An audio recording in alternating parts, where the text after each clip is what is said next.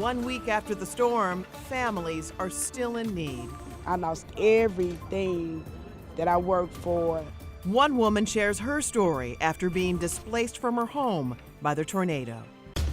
Thanks so much for joining us. I'm Kelly Jackson. 1 week after that deadly tornado destroyed thousands of homes and businesses in St. Louis, many families are still struggling and worried about their futures. Storm survivors are still reliving the heart-pounding moments.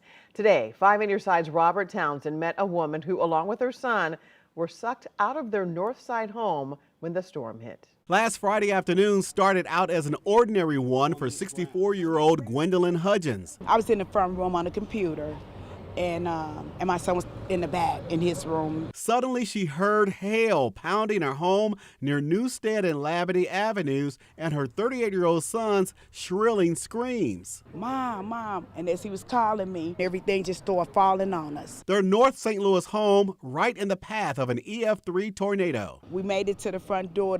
I pulled the front door open, it slammed back. Ooh, it was very frightening. As the terrified mom and son ran for their lives, their one-story brick home broke apart. The 150-mile-per-hour winds tossed them against a wall that also collapsed as Hudgens and her son were blown out of their home. And the wind pushed us through that wall out on the lot. I thought I was dead because it was so much cement and stuff in my mouth, over my face. Remarkably, they landed on their property next door with a few scratches. I am 100% thankful that I am alive. 1 week later, Gwen held back tears when she walked with us around the now massive pile of wood, bricks, this is my kitchen cabinet right here. and countless memories. This is my whole life out here. She and her son are now living in these tents. The exhausted mom doesn't want to go to a shelter, and she doesn't have insurance. After the storm blew through, Hudgens just couldn't believe what happened to her home of nearly 40 years.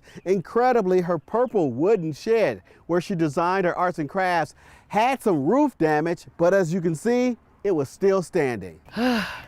I guess it's a sign for me, girl, you better keep going. The retired arts and crafts designer vows she will. Yeah, I'm gonna rebuild. Robert Townsend, 5 On Your Side.